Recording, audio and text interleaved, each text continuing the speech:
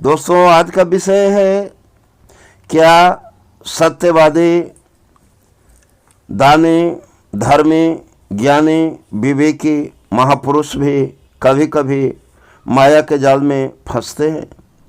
तो इसका उत्तर है हाँ। लेकिन अज्ञानी जब एक बार माया के फंदे में फंस जाता है तो वह उस फंदे से निकल नहीं पाता है, निरंतर फंसते जाता है। लेकिन ज्ञानी और सत्यवादी पुरुष माया के फंदे में फंसते नहीं हैं, बल्कि भटकते हैं कुछ क्षण के लिए, लेकिन तत्क्षण संभल जाते हैं और संभलने के बाद पुनः जागृत होकर माया से बाहर निकल जाते हैं। इसका प्रमाण है राजा हरिश्चंद्र जब सत्य की परीक्षा के लिए बनारस में जाकर एक डोम के हाथे बिक गए थे।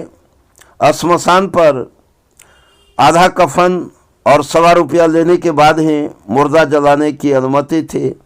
उसी समय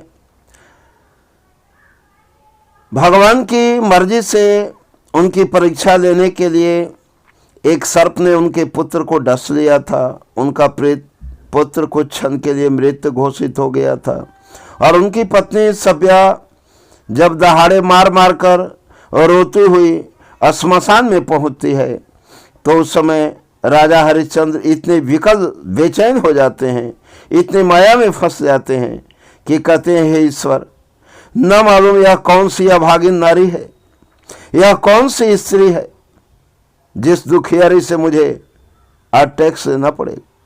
मैं कैसे अपने आप को संभाल पाऊंगा, मैं कैसे अपने धर्म को बचा पाऊंगा।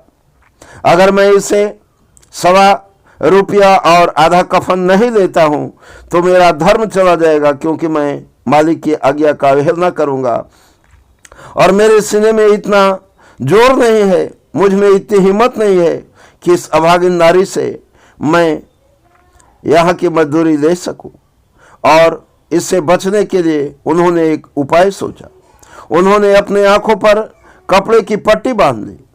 मैं इस स्त्री के दर्द भरे स्वर सुनकर तो हिल रहा हूँ, जब इसके करुण स्वरूप को देखूंगा तो करुणा से भर जाऊंगा। शायद मेरी आवाज़ भी टैक्स लेने के लिए नहीं निकल पाएगा। अतः धर्म को बचाने के लिए अपने हृदय को पत्थर कर अपनी आंखों पर पट्टी बांधकर कहते हैं, लगता तो है तुम कोई अभागन नारी हो, लेकिन क्या करें, यहाँ की जो आज्ञा है उस आज्ञा का पालन करना है। मैं भी एक सेवक हूँ, मेरा भी धर्म है।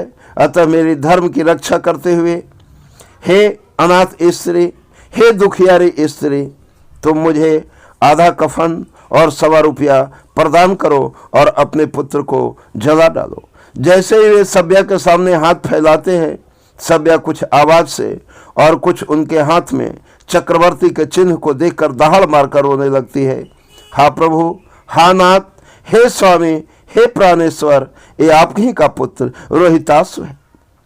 और ऐसा सुनते ही राजा हरिश्चंद्र विकल हो जाते हैं, बेचैन हो जाते हैं। वे इतना तक कह देते हैं कि पुत्र, अगर तुझे स्वर्ग जाने की इतनी इच्छा थी तो मुझसे कहता, मैं अपने सत्य बल से तुझे स्वर्ग पहुंचा देता, मोक्ष को प्राप्त करा देता।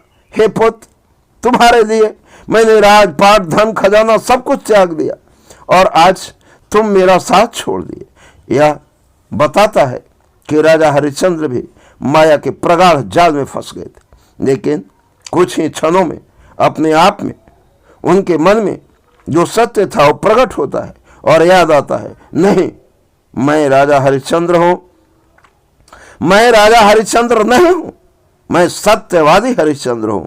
और सत्यवादी हरिश्चंद्र कि ना कोई पत्नी हो सकती है, ना कोई पुत्र हो सकता है, बस सत्यवादी सत्य का भिखारी है और सत्य के लिए मैं सब कुछ कुर्बान कर दिया हूं, मेरा तो कुछ नहीं है। और कहते हैं, प्रिय, इस समय ना तुम मेरी पत्नी हो और ना मेरा ये पुत्र है, मेरा जो फर्ज है उसे तुम चाहे जैसे भी हो पूरा करो। तो इस प्रकार से यह जाहिर होता है कि सत्यवादी थोड़े क्षण के लिए विकल होते हैं, बेचैन होते हैं, लेकिन अपने सत्य पथ से कभी भी भ्रष्ट नहीं होते हैं। जय हिंद दोस्तों।